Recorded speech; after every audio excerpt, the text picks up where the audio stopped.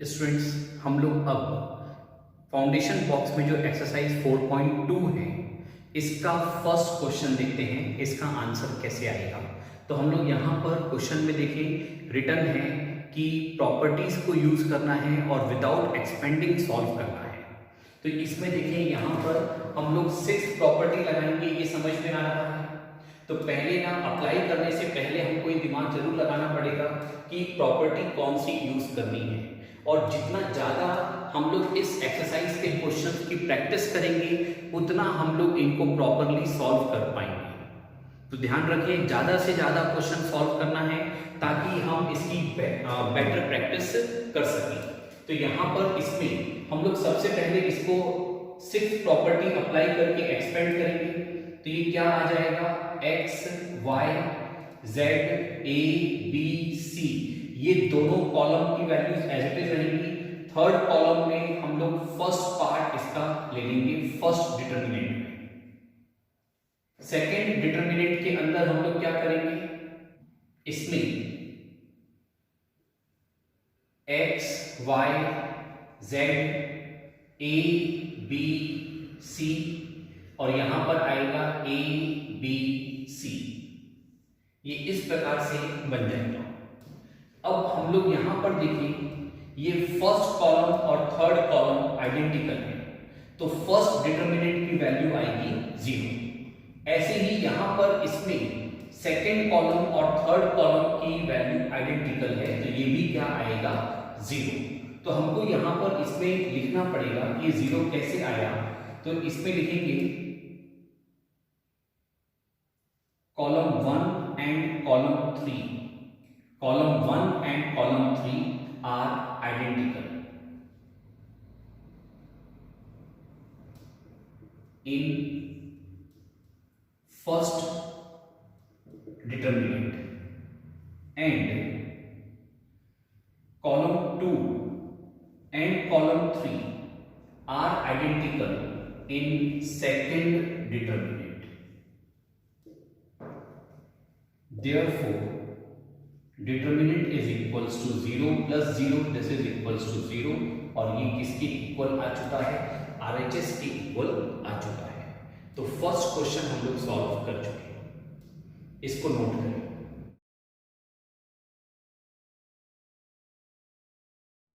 हम लोग यहां पर देखें, जो सेकंड क्वेश्चन है ये हम लोग पहले सॉल्व कर चुके हैं, तो इसको हम सॉल्व नहीं कर रहे दोबारा।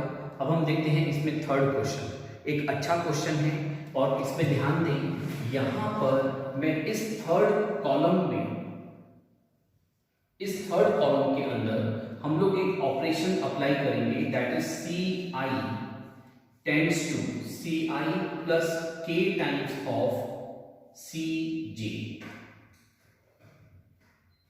हम लोग इसके लिए यहां पर ऑपरेशन अप्लाई करेंगे, CI tends to CI plus K times of CJ, ताकि हमारे पास ये वैल्यूज कुछ सॉल्व हो पाए। अब मैं ये अप्लाई कैसे करूंगा, ध्यान से देखना। इसमें ये 7 को मैं 9 से मल्टीप्लाई करूंगा, तो 9 7 जा क्या आएगा, 63। क्या आएगा, 63। 63 प्लस 2 करूंगा तो क्या आएगा, 65। 9 7 जा किया 63 प्लस 2 किया तो क्या आएगा, 65।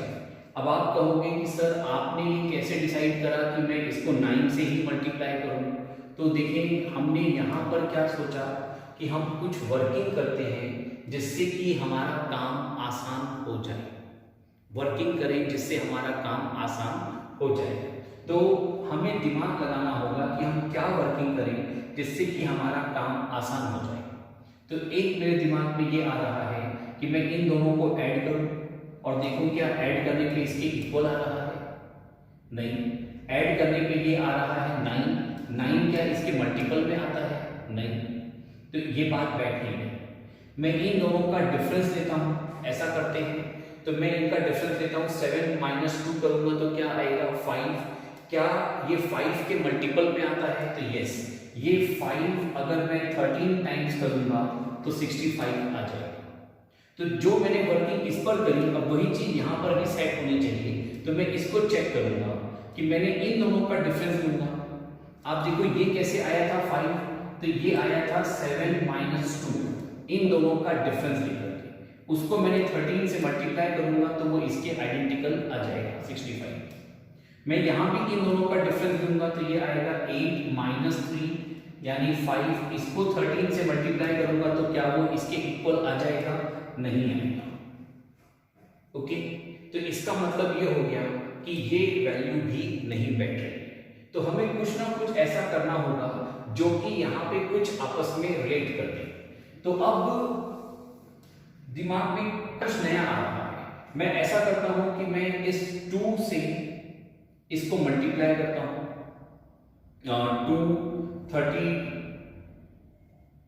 2 into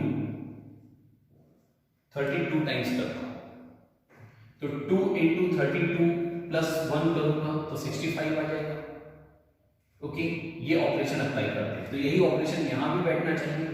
मैं इसको 3 into 32 प्लस 1 करूंगा तो ये मेरा 75 आना चाहिए, पर ये नहीं आ रहा, तो ये ऑपरेशन भी नहीं सेट होगा।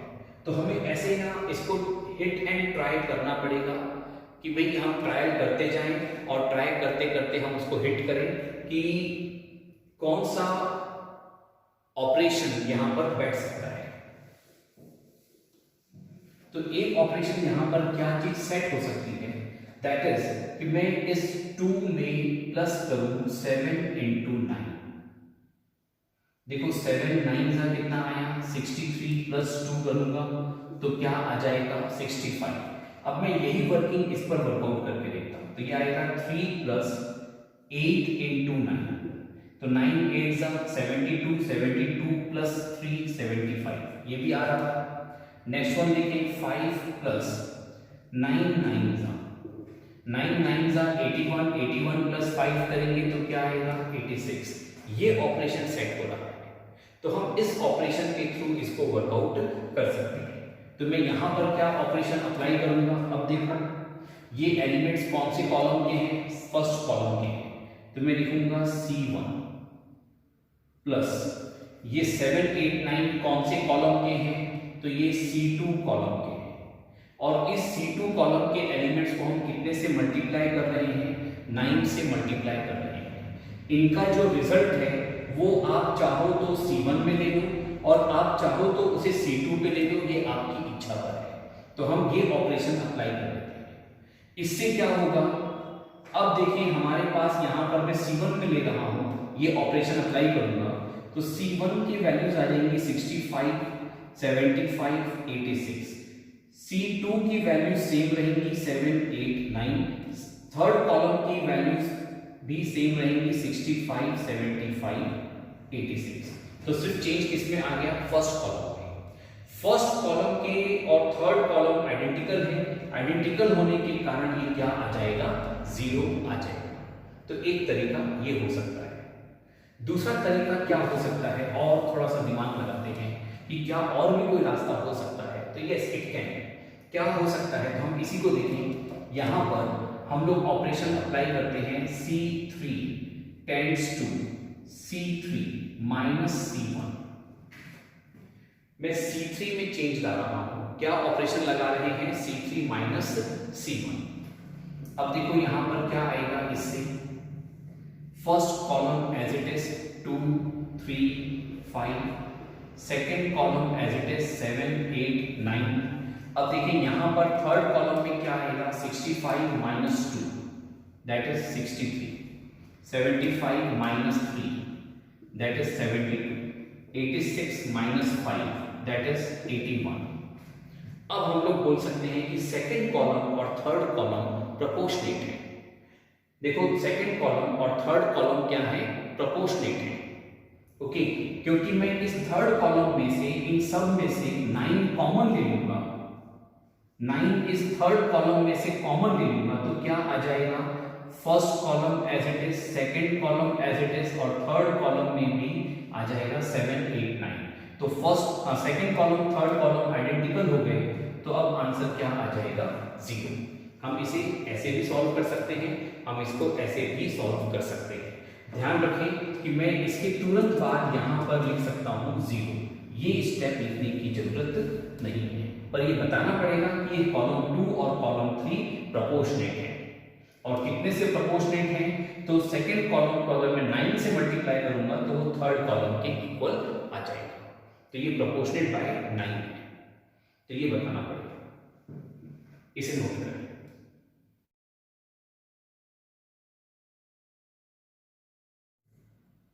स्टूडेंट्स, अब हम लोग देखते हैं यहाँ पर फोर्थ क्वेश्चन। तो ये क्वेश्चन भी बिल्कुल वैसा ही है जो हम लोग पहले कर चुके हैं। यहाँ पर आप इसको लिखोगे AB plus AC, bracket open कर लेंगे, तो फिर हम लोग कॉलम 2 और कॉलम 3 को ऐड कर लेंगे। तो ऐड करने पर वहाँ पर देखो, यहाँ पर इसमें हम लोग ऑपरेशन लिखेंगे C3 tends to C3 plus C2। जब हम ये ऑपरेशन अप्लाई करेंगे तो थर्ड कॉलम के अंदर सारे एलिमेंट सेम आ जाएंगे। फिर वो सारे एलिमेंट सेम आने के कारण हम लोग कहेंगे कि फर्स्ट कॉलम और थर्ड कॉलम प्रोपोर्शनेट है, और प्रोपोर्शनेट है इसलिए क्या आ जाएगा 0। अब यहां पर देखते हैं हम लोग फिफ्थ क्वेश्चन। इस फिफ्थ क्वेश्चन में हम सबसे पहले ये LHS के अंदर दोनों, ये जो आपका डिटर्मिनेंट है, इस फिफ्थ क्वेश्चन में ये जो डिटर्मिनेंट है, हम इसको क्या करेंगे, पहले स्प्लिट करेंगे दो डिटर्मिनेंट में। तो क्या आ जाएगा, BCA QRP YZX, ये फर्स्ट डिटर्मिनेंट बनेगा। सेकेंड डिटर्मिनेंट में आएगा CAB, next is RPQ, next is ZXY। ये ऐसा आ जाएगा। इसमें ये जो आपका LHS हम लोग सॉल्व कर रहे हैं, इसमें अब आप देखो हमें जो चाहिए वो RHS से मैच करना पड़ेगा। RHS में देखो ये आ रहा है यहाँ पर A, इसमें हम लोग देखें A हमारा यहाँ पर है, थर्ड रो में है। तो हम लोग इसके लिए ऑपरेशन क्या लिखेंगे, मैं यहाँ पर R1 को इंटरचेंज कर रहा हूँ R3 से, किसमें, फर्स्ट डिटर्मिनेंट में, इन फर्स्ट डिटर्मिनेंट। एंड हम लोग यहां पर इसमें R1 को R2 से इंटरचेंज करेंगे। R1 is interchange with R2 in second determinant. ये ऑपरेशन अप्लाई करेंगे। इससे क्या आएगा,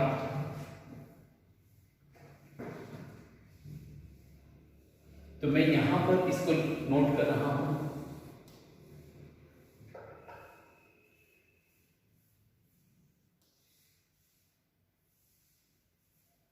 फर्स्ट रो में आएगा APX और थर्ड रो में आ जाएगा BQY, third row BQY। Second row as it is रहेगी CRZ। इस पूरे डिटर्मिनेंट की जो साइन है ये चेंज हो जाएगी, क्योंकि हम जो ऑपरेशन लगा रहे हैं वो रो इंटरचेंज कर रहे हैं। तो इसके कारण इस डिटर्मिनेंट की साइन चेंज हो जाएगी। याद रखें प्रॉपर्टी, और ये इंपॉर्टेंट पॉइंट याद रखें, क्योंकि इन जनरल स्टूडेंट से यहाँ पर गड़बड़ी होती है कि वो साइन चेंज करना भूल जाता है। तो यहाँ पर ध्यान रखें, साइन चेंज होगी, ये आएगा माइनस में, इसकी भी साइन चेंज होगी, ये भी आएगा माइनस में। तो यहाँ पर हम लोग किसको चेंज कर रहे हैं, रो 1 और रो 2। तो रो 1 में आएगा APX और रो 2 में आ जाएगा CRZ, और रो 3 में आएगा वो same as it is BQY। ये ऐसा आ जाएगा। अब आप देखो, हमें जो राइट हैंड साइड में चाहिए उसमें फर्स्ट रो हमारी मैच हो रही है, ये आ रही है दोनों डिटर्मिनेंट के अंदर, पर क्या नहीं आ रहा है, सेकेंड रो और थर्ड रो नहीं आ रही। इसके लिए मैं यहां पर फिर से ऑपरेशन अप्लाई करूंगा। तो मैं अब यहां पर एक बात देखें, ऑपरेशन अप्लाई करने से पहले क्या हम ये कह सकते हैं कि दोनों डिटर्मिनेंट बिल्कुल आइडेंटिकल हैं, एकदम सेम है? तो इसको अब हम लोग यहां पर ऐसा लिख सकते हैं,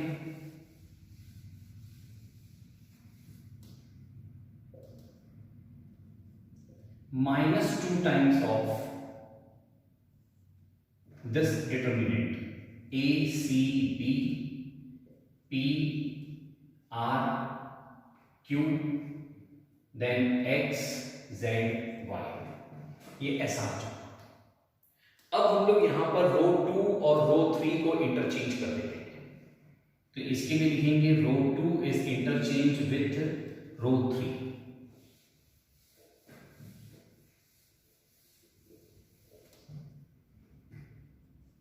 जब हम इनको इंटरचेंज करेंगे तो वापस से साइन चेंज हो जाएगी और ये क्या आ जाएगा, पॉजिटिव। फर्स्ट कॉलम में आएगा एबीसी, सेकेंड कॉलम में आएगा PQR एंड थर्ड कॉलम में आएगा XYZ which is your RHS। देखो ये आपका RHS आ चुका, तो यहां पे हमने ये क्वेश्चन सॉल्व कर दिया है।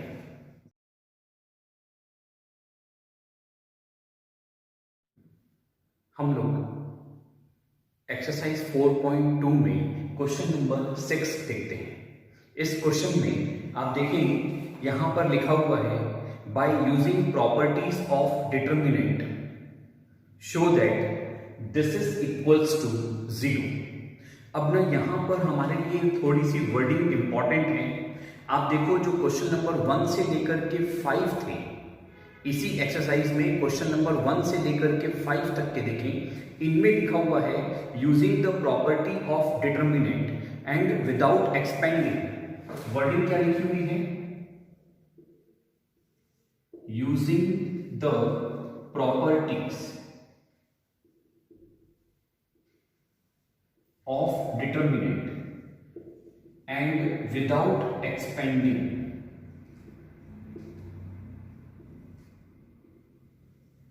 ये वर्डिंग है क्वेश्चन नंबर 1 से लेकर के क्वेश्चन नंबर 5 के लिए। क्वेश्चन नंबर 6 से लेकर के क्वेश्चन नंबर 14 तक इनके लिए वर्डिंग है using the properties of determinant. हम लोग पहले इन दोनों वर्डिंग में क्या डिफरेंस है वो समझें। दोनों में ही हम लोग प्रॉपर्टीज ऑफ डिटर्मिनेंट यूज कर सकते हैं, पर ये जो क्वेश्चन है जिसमें लिखा हुआ है विदाउट एक्सपेंडिंग, तो इसका मतलब है कि हम लोग उस डिटर्मिनेंट को एक्सपेंड नहीं कर सकते।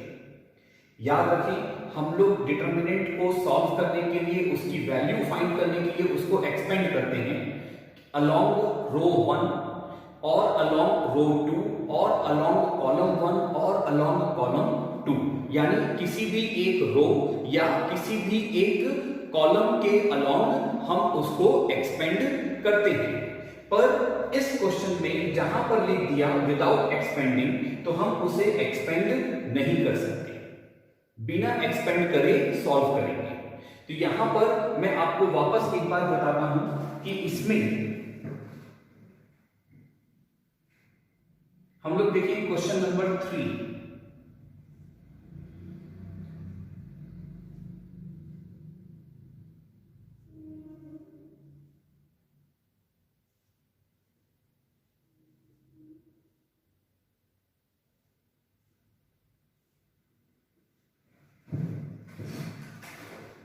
इस थर्ड क्वेश्चन में हमें कहा जा रहा है कि इस डिटर्मिनेंट को सॉल्व करने पर वैल्यू क्या आएगी, 0। पर यहां पर इस क्वेश्चन के लिए ये बात अब एप्लीकेबल है, मतलब हम प्रॉपर्टीज तो यूज कर सकते हैं डिटर्मिनेंट की, पर एक्सपेंड नहीं कर सकते। इसका मतलब अगर मैं इसमें बिना प्रॉपर्टी अप्लाई करे मैं इसको एक्सपेंड कर दूं, सॉल्व कर दूं, एक पल के लिए इसको मैं सॉल्व करता हूं, से मैं इस डिटर्मिनेंट को नाम दे देता हूं डेल्टा।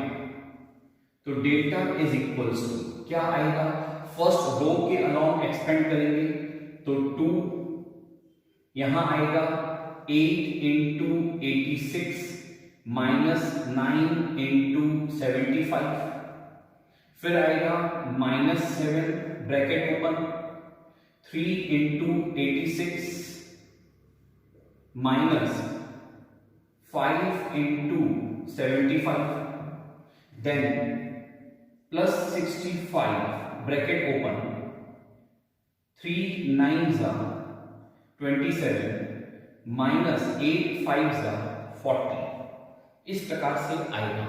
अब आप इस पूरे को सॉल्व करोगे तो सॉल्व करने पर ये डिटर्मिनेंट 0 आ जाएगा। पर इंपॉर्टेंट इशू क्या है, आपसे कहा गया विदाउट एक्सपेंडिंग, इसका मतलब है ये जो हम लोगों ने वर्किंग करी इसको बोलते हैं एक्सपेंडिंग अलोंग रो 1।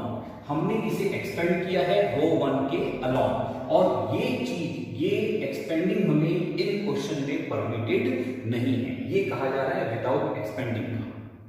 अब बात करते हैं कि using the properties of determinant जब कहा गया तो इसका क्या मतलब है। इसका मतलब है कि वो जो 6 प्रॉपर्टीज हैं, प्रॉपर्टी 1 से लेकर के 6 तक, हम इन सब का यूज करेंगे इनको सॉल्व करने के लिए, और जरूरत पड़ेगी तो हम इनको एक्सपेंड कर सकते हैं। देखो यहां पर विदाउट एक्सपेंडिंग नहीं लिखा है, इसका मतलब है कि हम यहां पर इसको एक्सपेंड कर सकते हैं सॉल्व करने के लिए। और कंडीशन ये है कि एक्सपेंड करने से पहले आपको किसी भी एक रो में या फिर किसी भी एक कॉलम में 2 0 लाने पड़ेंगे। 2 zeros must be there। जब तक 2 0 नहीं आएंगे किसी एक रो में या किसी एक कॉलम में, हम तब तक इसको एक्सपेंड नहीं कर सकते। जब ये आ जाएगा उसके बाद हम इसे एक्सपेंड कर सकते हैं। तो फिर से सुनना, क्वेश्चन नंबर 6 से लेकर के 14 तक में अगर यहां लिखा हुआ है using the properties of determinant, इसका मतलब है कि हम डिटर्मिनेंट की जो प्रॉपर्टीज हैं उनको यूज करते हुए इन क्वेश्चंस को सॉल्व करेंगे, और जरूरत पड़ने पे जब हम एक्सपेंड करना चाहते हैं तो हम एक्सपेंड कर सकते हैं। पर कंडीशन ये है कि एक्सपेंड करने से पहले वहां पर 2 0 आने चाहिए। ध्यान से सुने, 2 0 कहां आने चाहिए, तो किसी एक रो में या किसी एक कॉलम में। मैं आपसे ये नहीं कह रहा कि पूरे डिटर्मिनेंट में 2 0 आने चाहिए, मैं आपसे ये नहीं कह रहा। What I am saying to you कि किसी एक रो में या किसी एक कॉलम में 2 0 आने चाहिए। इसके लिए मैं आपको थोड़ा सा इसमें एक एग्जांपल लेकर समझते हैं। सी, ये हमारा क्वेश्चन नंबर 3 नहीं होकर के से क्वेश्चन नंबर 7 है, मान लो एक पल के। और क्वेश्चन नंबर 7 के ऊपर क्या एप्लीकेबल हो रहा है, using the properties of determinant. तो हम यहां पर प्रॉपर्टी अप्लाई कर सकते हैं। प्रॉपर्टी अप्लाई इस प्रकार से करेंगे कि इसमें हम लोग 2 0 लाने का प्रयास करेंगे। 2 0 से हम लोग यहां पर 0 लेकर आ जाते हैं इस जगह पे, और यहां पर 0 ले आते हैं 3 और 5 की जगह पर यहां 0 ले आते हैं। बाकी यहां पे वैल्यूज आ रही हैं, यहां भी कोई ना कोई वैल्यू है, यहां भी कोई ना कोई वैल्यू है, what ever that value is, okay. पर ये 2 0 आ गए, तो अब हम लोग यहां पर इसको एक्सपेंड कर सकते हैं। किसके अलोंग एक्सपेंड करेंगे, तो C1 के अलोंग एक्सपेंड करेंगे, क्योंकि C1 में 2 0 आ गए। अगर मान लो कि हम लोग इसको सॉल्व करते हैं और इस प्रकार से सॉल्व करेंगे कि इन 2 जगहों पे 0 आ जाए, फर्स्ट रो के सेकंड कॉलम और थर्ड कॉलम में 2 0 आ जाए, और यहां पर इसमें ये तो आपका 3 और 5 बना हुआ है, यहां पर कोई वैल्यू आएंगी, वो जो भी आएंगी, ओके। अब यहां पर देखो इस फर्स्ट रो में 2 0 आ गए, तो अब आप इसको चाहें तो एक्सपेंड कर सकते हैं अलोंग रो 1। अगर मान लो कि ये यही 2 0 आपके सेकंड रो में आ जाए, यही 2 0 कहां आ रहे हैं, सेकंड रो में आ जाए, तो आप इसको एक्सपेंड कर सकते हैं अलोंग रो 2। तो कौन से रो या कौन से कॉलम के अलोंग एक्सपेंड कर सकते हैं, उस रो के अलोंग या उस कॉलम के अलोंग जिस रो में या कॉलम में 2 0 आ रहे हैं, तो ही हम इसे एक्सपेंड कर सकते हैं, अदरवाइज एक्सपेंड नहीं कर सकते हैं, ओके। तो यहां हमें एक्सपेंड करने की परमिशन है with some restriction, with some condition. Condition क्या है कि 2 0 आने चाहिए, किसी एक रो में या किसी एक कॉलम में, फिर हम उसी के अलोंग इसको एक्सपेंड करेंगे। अब आप कहोगे कि सर मान लेते हैं कि हमारे पास यहाँ तो कुछ वैल्यू आ रही है और यहाँ 0 आ जाता है, तो पूरे डिटर्मिनेंट में 2 0 आ गए। देखिए पूरे डिटर्मिनेंट में कितने भी 0 आ जाए इससे हमें कोई मतलब नहीं है, 2 आ जाए 3 आ जाए हमें इससे कोई लेना देना नहीं है। हमारे लिए इंपॉर्टेंट क्या है कि किसी एक रो में या किसी एक कॉलम में 2 0 आने चाहिए। तो अभी यहां पर 2 0 हैं, पर मैं इसको एक्सपेंड नहीं कर सकता क्योंकि यहां पर रो 1 में एक 0 है, रो 2 में एक 0 है, या मैं कह सकता हूं कॉलम 2 में एक 0 है, कॉलम 3 में एक 0 है। किसी में भी 2 0 नहीं आ रहे।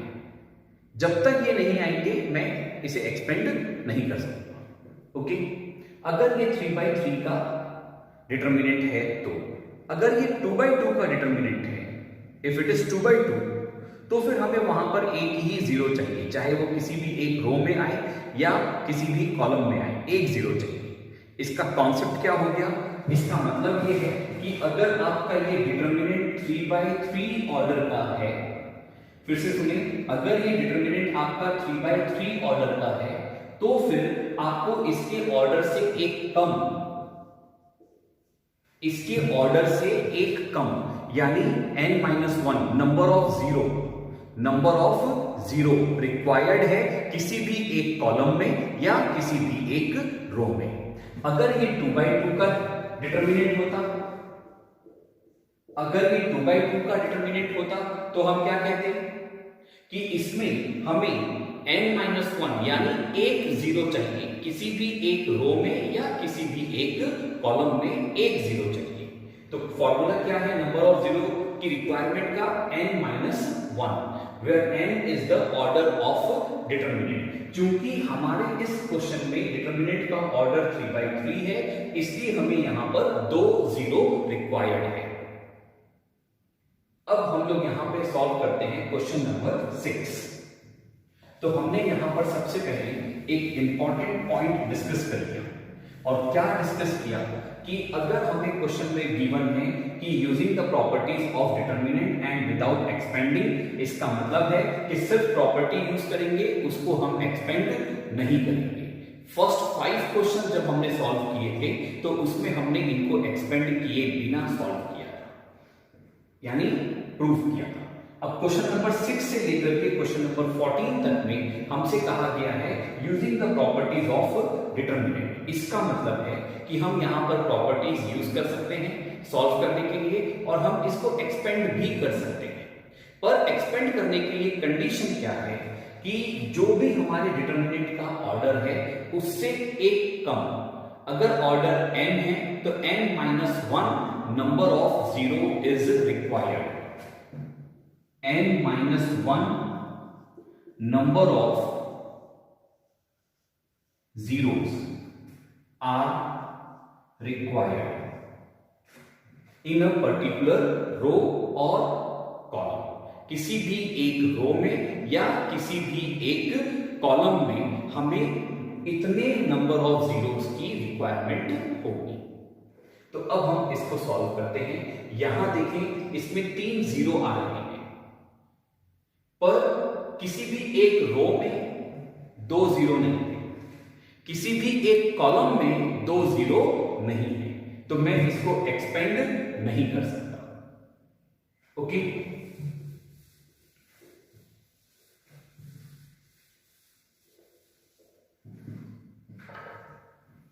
देखिए इस क्वेश्चन को सॉल्व करने के लिए हम लोग सबसे पहले इसको लेट करते हैं।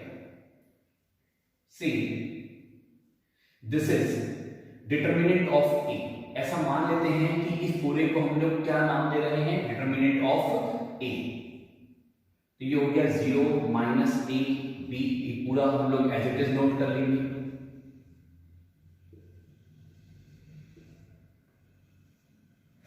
हमने सबसे पहले क्या किया? इसको लेट कर लिया। Let determinant of A is equals to this. अब हम लोग यहां पर फर्स्ट प्रॉपर्टी यूज करते हैं।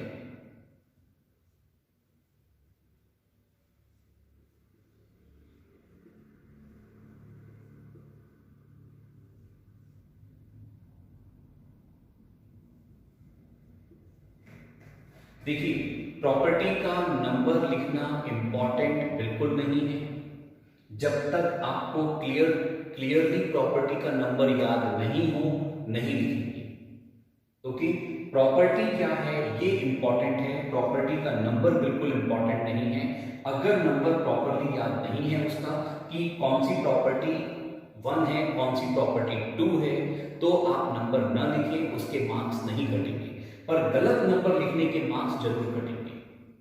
फिर कह रहा हूं, प्रॉपर्टी का नंबर नहीं लिखने के मार्क्स नहीं कटेंगे, पर प्रॉपर्टी का नंबर गलत लिखने के मार्क्स जरूर कटेंगे। तो यहां पर मुझे मालूम है कि प्रॉपर्टी 1 है, तो मैं यहां लिख रहा हूं प्रॉपर्टी 1। पर यदि नहीं मालूम है तो बिल्कुल लिखने की जरूरत नहीं है, आप सिर्फ लिखें बाय यूजिंग प्रॉपर्टी। हम लोग को क्या पता है फर्स्ट प्रॉपर्टी से, determinant of A transpose is equals to determinant of A transpose का जो डिटर्मिनेंट आएगा वो किसके इक्वल आएगा, डिटर्मिनेंट ऑफ ए के इक्वल आएगा। ये हमें फर्स्ट प्रॉपर्टी से पता है। तो हम लोग अब इसका, ये जो हमारे पास डिटर्मिनेंट है, हम इसका ट्रांसपोज ऑब्टेन करते हैं। तो मैं इसको इक्वेशन 1 दे रहा हूं और अब हम लोग यहां पर क्या फाइंड कर रहे हैं, डिटर्मिनेंट ऑफ ए ट्रांसपोज, ये फाइंड कर रहे हैं। ये कैसे आएगा, तो हम लोग ये फर्स्ट रो को किस पे लिखेंगे, फर्स्ट कॉलम पे। सेकंड रो को कहां लेंगे, सेकंड कॉलम में। और थर्ड रो को लेंगे थर्ड कॉलम में। तो इस प्रकार से हमने यहां पर इसका ट्रांसपोज ऑब्टेन कर लिया। Determinant of A transpose is equals to this. इसको हम लोग दे रहे हैं इक्वेशन 2। अब यहां पर हम लोग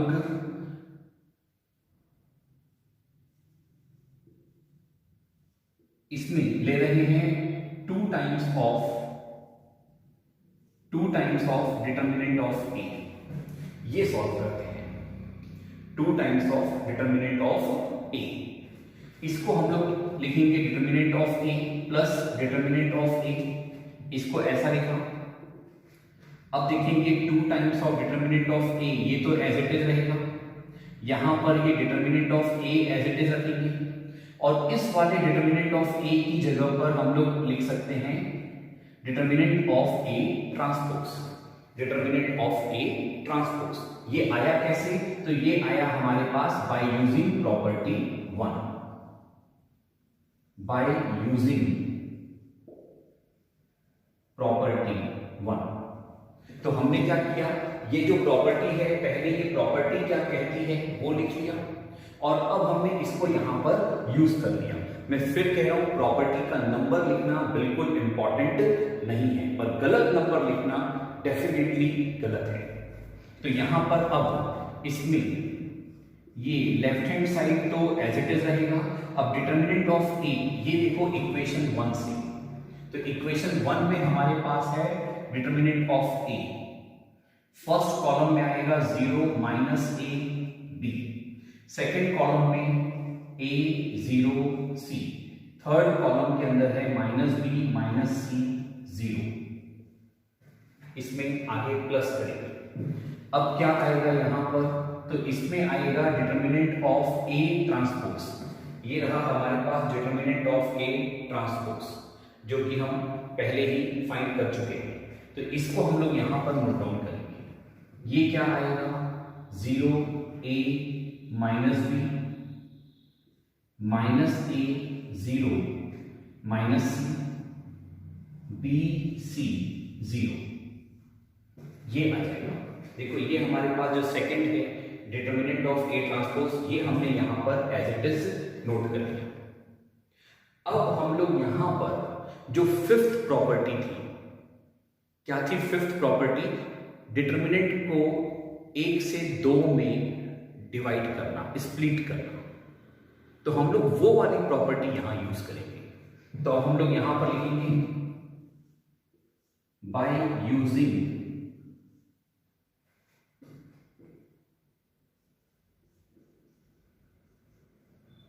splitting of determinant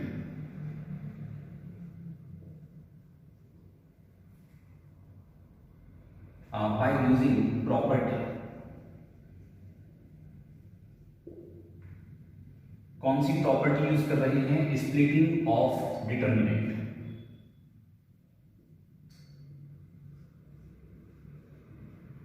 we have. अब ये जो प्रॉपर्टी है ये हम लोग रिवर्स यूज करेंगे। रिवर्स यूज करने का मतलब है कि वहां पर हमने देखा था स्प्लिट करने का, कि एक डिटर्मिनेंट को दो में डिवाइड किया था।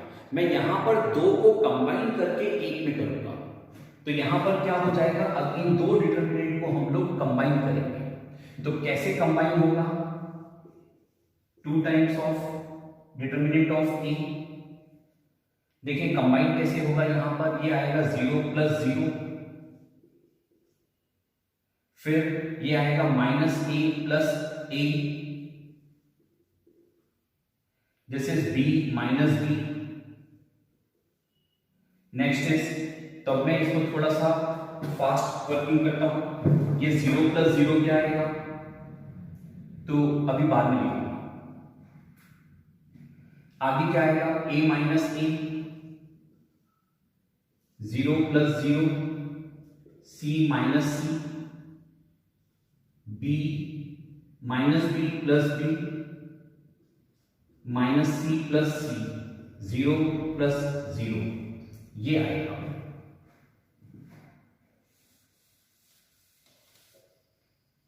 अब हम लोग यहां पर इसको लिखेंगे 2 times of determinant of a is equals to, सारी वैल्यूज क्या आएंगी?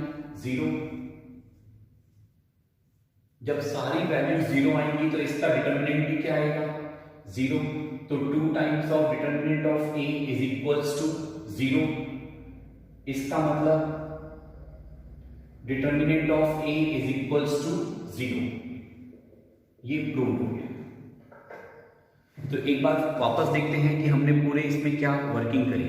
हमने सबसे पहले तो क्या किया, जो हमें डिटर्मिनेंट गिवन था उसको लेट किया डिटर्मिनेंट ऑफ a के लिए। फिर हमने यहां पर एक प्रॉपर्टी यूज करी, प्रॉपर्टी 1। प्रॉपर्टी 1 क्या कहती है? Determinant of a transpose is equals to determinant of a। फिर इसके बाद हमने यहां पर डिटर्मिनेंट ऑफ a ट्रांसपोज ये फाइंड किया। इसमें हमने इन दोनों को इक्वेशन 1 और 2 दे दिया, और अब हमने यहां पर लिखा कि 2 times of determinant of a को हम लोग क्या लिख सकते हैं? Determinant of a plus determinant of a। फिर ये determinant of a as it is रहा।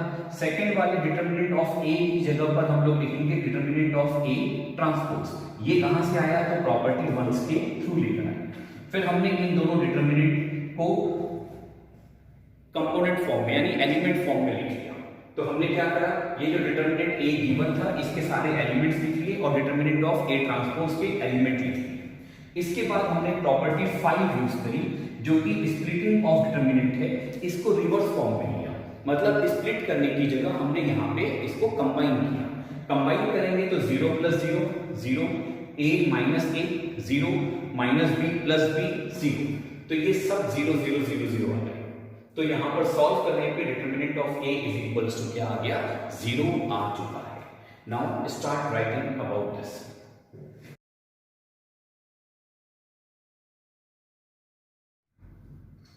स्टूडेंट्स, हम लोगों को ये 9th क्वेश्चन जो है इसमें अगेन प्रूव करना है LHS is equals to RHS। तो यहां पर इसमें जो क्वेश्चन नंबर 7 है, 8 है, ये आप लोग सॉल्व करेंगे। ओके, 9th क्वेश्चन हम लोग यहां देख रहे हैं। इस 9th क्वेश्चन में हम लोग इसमें देखें कि इक्वल्स टू के राइट में 0 नहीं है। अब की बार राइट हैंड साइड में ये पूरी टर्म आएगी, 4 फैक्टर्स आएंगे। तो हमारा यहां पर इंटेंशन ये होना चाहिए प्रॉपर्टी लगाते समय, अप्लाई करते समय, कि हम लोग किस प्रकार से ये फैक्टर्स ऑब्टेन कर सकते हैं। हम क्या एक्टिविटी, क्या प्रॉपर्टी यहां पर लगाएं, क्या ऑपरेशन हम यहां पर लगाएं, जिससे कि हमें ये फैक्टर मिल जाए x माइनस वाई, या फिर सेकेंड फैक्टर, या फिर थर्ड, या फिर फोर्थ फैक्टर मिल जाए। तो यहां पर देखिए हम लोगों को इसमें दिखाई दे रहा है x माइनस वाई ऑब्टेन करना है। तो इसके लिए हम लोग ऑपरेशन अप्लाई कर सकते हैं R1 tends to R1 minus R2। जब हम ये ऑपरेशन अप्लाई करेंगे इसमें, तो हमें ये x माइनस वाई मिल जाएगा। दिखाई दे रहा है, इमेजिनेशन बन रही है, यहाँ आ जाएगा x माइनस वाई, यहाँ पर आएगा x square minus Y square, और इन दोनों में हमारे पास z कॉमन निकल जाएगा, तो z कॉमन निकलेगा तो आएगा y माइनस एक्स। ओके, तो हम लोग यहां पर ये ऑपरेशन अप्लाई कर सकते हैं। तो हम लोग अब इसमें लिखते हैं LHS। सबसे पहले हम यहां पर LHS को as it is note down कर लेते हैं।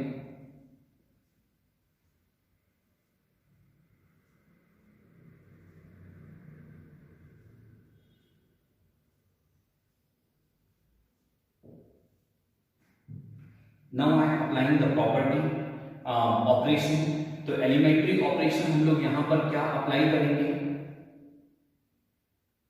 कौन सा ऑपरेशन अप्लाई करूंगा मैं इसको सॉल्व करने के लिए, R1 tends to R1 minus R2।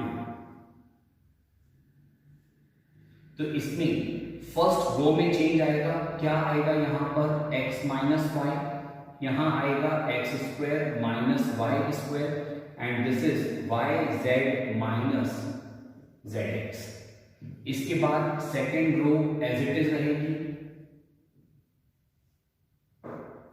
Third row भी एज इट इज रहेगी। इसमें सेकेंड रो और थर्ड रो में कोई चेंज नहीं आएगा। अब हम लोग यहां पर देखिए फर्स्ट रो में से हम लोग इसमें x माइनस वाई कॉमन ले सकते हैं।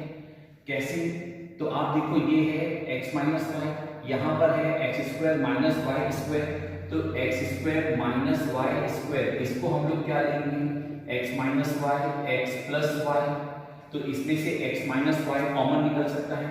और इसमें हम लोग देखिए यहां पर है y Z minus Z x, तो इन दोनों में से मैं z अगर कॉमन ले लूंगा तो ये क्या आ जाएगा y माइनस एक्स। हमें x माइनस वाई कॉमन लेना है, बाहर लेना है, तो मैं इसमें z की जगह पर मैं इसमें माइनस z कॉमन ले लूंगा। अगर मैं माइनस z कॉमन लूंगा तो पहले आ जाएगा x और फिर आएगा माइनस y। तो अब हम ये कह सकते हैं कि हम x माइनस वाई कॉमन ले लेंगे इन दोनों टर्म्स में से, तो क्या बचेगा हमारे पास यहाँ पर माइनस z। तो यहाँ पे हम लोग इसमें सबसे पहले x माइनस वाई कॉमन लेते हैं, तो अब देखिए यहां पर आएगा 1, इसमें आएगा x प्लस वाई, और यहां पर हमारे पास बचेगा minus z। Second row as it is Y square Z X, और third row as it is Z square X Y, ये एज इट इज। अब हम लोग यहां पर देखिए एक फैक्टर आ चुका हमारे पास x माइनस वाई, क्या हम लोग अब बचे हुए तीन में से कोई और फैक्टर ला सकते हैं? यस, y माइनस जेड ला सकते हैं। तो इसके लिए ऑपरेशन क्या अप्लाई करें, तो क्या लिखेंगे operation, R2 tends to R2 minus R3।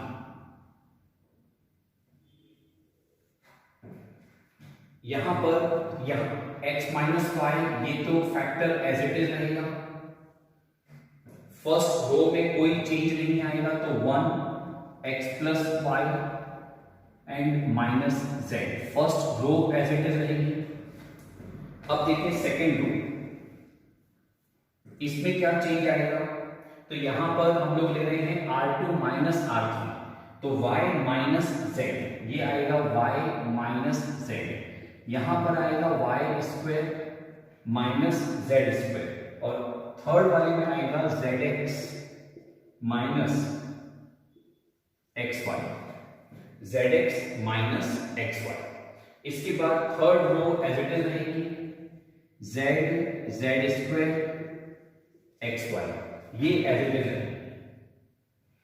हम लोग देखें इस सेकेंड रो में से हम लोग y माइनस जेड कॉमन ले सकते हैं, तो कॉमन लेंगे तो क्या आएगा, first factor as it is.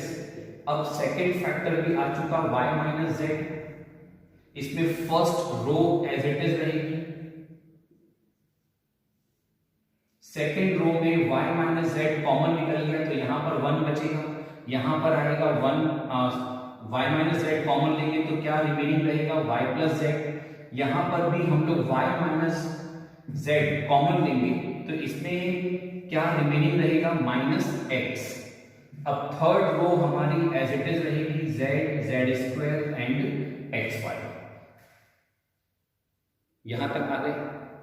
अब इसमें हम लोग ये देखें कि क्या करें जिससे कि कोई और फैक्टर भी बाहर आ सकता है। क्या हम लोग अब इन दो में से कोई और फैक्टर बाहर ले सकते हैं क्या, ये देखेंगे। तो यदि मैं यहां पर इसमें ध्यान से देखिए, मैं यहां पर ना R1 में से R2 माइनस करूंगा। ऑपरेशन क्या अप्लाई कर रहे हैं, R1 tends to R1 minus R2। यदि हम ऐसा करते हैं R1 माइनस R2 तो देखो ये तो हो जाएगा 1 माइनस 1 0। यहां पर क्या होगा, ये प्लस y और ये माइनस y कैंसिल हो जाएगा तो x माइनस जेड यहां आ जाएगा। और यहां पर क्या आएगा, तो इसमें भी यहां पर आएगा माइनस जेड प्लस एक्स, इसकी साइन चेंज हो जाएगी तो हम इसको भी क्या लिखेंगे x माइनस जेड। तो यहां आ गया 0, यहां आ गया x माइनस जेड, यहां भी आ गया x माइनस जेड, तो वो x माइनस जेड हम बाहर ले सकते हैं। तो इसलिए हम ये ऑपरेशन अप्लाई कर रहे हैं। इट मींस कि ऑपरेशन अप्लाई करने से पहले हम लोग देख रहे हैं कि क्या हम कोई फैक्टर वहां से कॉमन ले सकेंगे क्या। तो अब यहां पर आएगा x minus y as it is, y minus z as it is.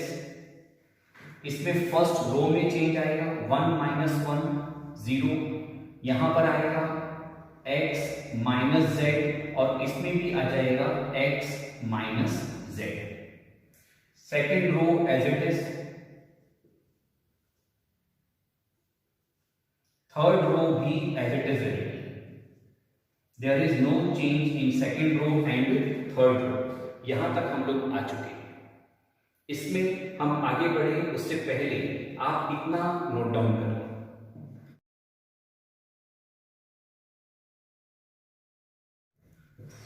अब हम लोग यहां पर क्या करेंगे, तो हम लोग इसमें ये जो आपका फर्स्ट रो है इसमें से x माइनस जेड कॉमन लेंगे। तो हमारे पास यहां पर क्या आएगा, x minus y, y minus z, x minus z. इसके बाद डिटर्मिनेंट में क्या आएगा, तो देखो फर्स्ट रो में आएगा 0 1 1 0 1 1।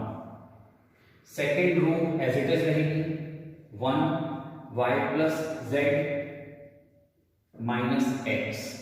Third row as it is रहेगी z z square and x y. इस प्रकार से यहां तक आ जाएंगे। अब देखो तीन फैक्टर हमारे पास बाहर आ चुके हैं।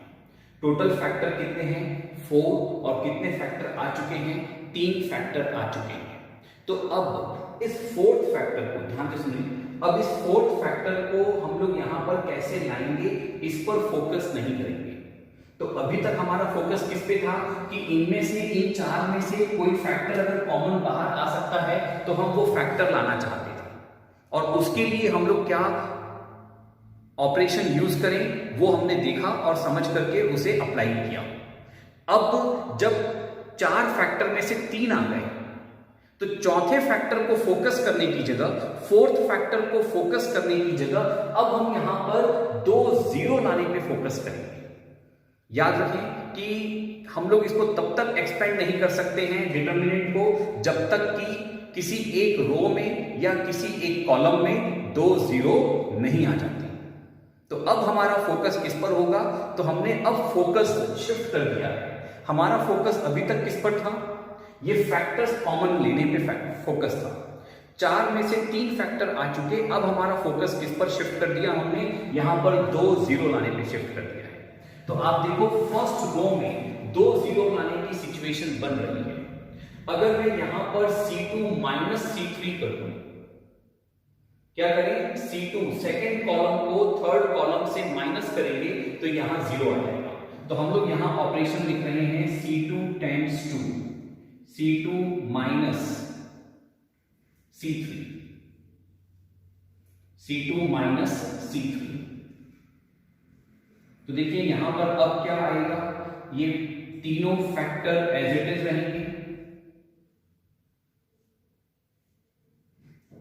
इसमें सेकंड कॉलम में चेंज आएगा तो first column as it is रहेगा, सेकंड कॉलम में आएगा 1 माइनस 1 यानी 0, दिस माइनस दिस, तो ये जो माइनस x है इसको माइनस करेंगे तो ये क्या हो जाएगा प्लस, तो यहां पर आएगा x plus y plus z, फिर यहां पे इसमें आएगा z square minus x y, z square minus x Y, ये ऐसा आएगा।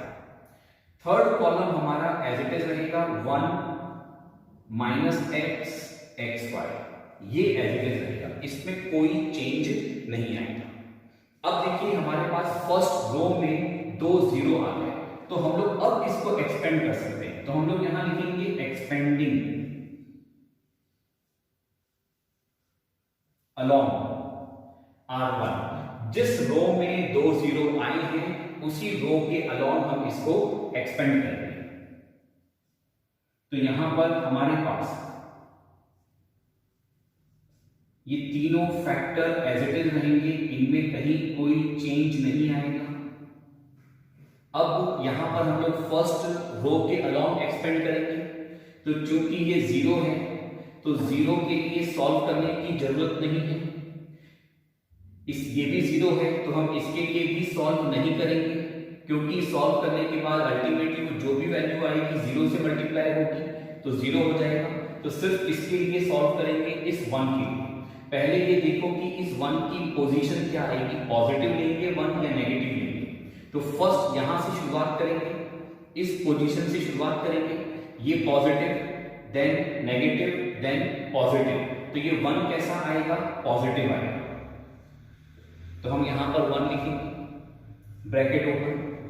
अब ये क्रॉस मल्टीप्लाई होंगे, ये इससे मल्टीप्लाई होगा और ये इससे मल्टीप्लाई होगा, क्रॉस मल्टीप्लाई होंगे, तो 1 को इससे मल्टीप्लाई करेंगे तो क्या आएगा, z square minus x y, इस z को इस पूरे से मैं मल्टीप्लाई करूंगा और साथ में माइनस से भी मल्टीप्लाई करूंगा, तो मैं ऐसा कहूं मैं माइनस z से इस पूरे को मल्टीप्लाई करूंगा, माइनस z से इस पूरे को मल्टीप्लाई करो क्या आएगा, minus Z x then minus Y Z minus z square, ये आएगा। तो हमने क्या किया, ये जो डिटर्मिनेंट है अब इसको एक्सपेंड कर लिया, याद रखिए तभी कर सकते हैं जब किसी एक रो में या किसी एक कॉलम में 2 जीरो आ जाएंगे। अब इसको सॉल्व करेंगे, तो यहां पर देखिए ये आएगा हमारे पास तीनों फैक्टर एज इट इज है,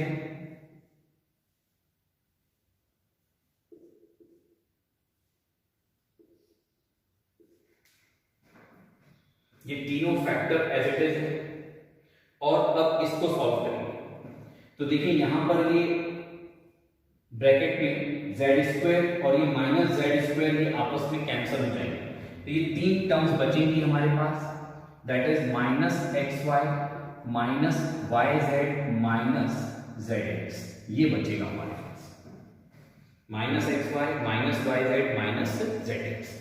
हम लोग यहां से पूरे से माइनस कॉमन ले लेंगे और वो माइनस में इस वाले टर्म से मल्टीप्लाई कर रहा हूं, इस फैक्टर से भी मैं माइनस कॉमन ले रहा हूं, तो मैं माइनस यहां से भी कॉमन ले रहा हूं, मैं माइनस यहां से भी कॉमन ले रहा हूं, तो दोनों से मैंने माइनस वन कॉमन लिया तो वो तो हो गया +1, माइनस इंटू माइनस प्लस हो गया, तो ये फैक्टर फर्स्ट वाला एज इट इज रहेगा, second factor as it is रहेगा, थर्ड फैक्टर हो जाएगा z माइनस एक्स, क्योंकि हमने इसमें से माइनस कॉमन लिया, और फोर्थ फैक्टर में भी हमने माइनस कॉमन लिया तो क्या आ जाएगा, x y plus y z plus z x, so this is your RHS, तो ये प्रूव हो चुका। अब देखो हमने यहां पर माइनस कॉमन क्यों लिया, क्योंकि जो RHS हमें चाहिए उसको वर्कआउट कर लेंगे, तो RHS में हम लोग देखो फर्स्ट फैक्टर सेकंड फैक्टर तो एज इट इज मैच हो गए थे, ये third factor z minus x था और हमारे पास यहाँ क्या आ रहा था, x माइनस जेड, तो हमने यहाँ से माइनस कॉमन ले लिया तो ये क्या बन गया, z माइनस एक्स, और इसमें से भी हमने माइनस कॉमन ले लिया तो ये क्या बन गया हमारा प्लस, और माइनस इंटू माइनस होकर के क्या हो गया प्लस। तो ये फाइनल आंसर आ चुका, इसको नोट करें।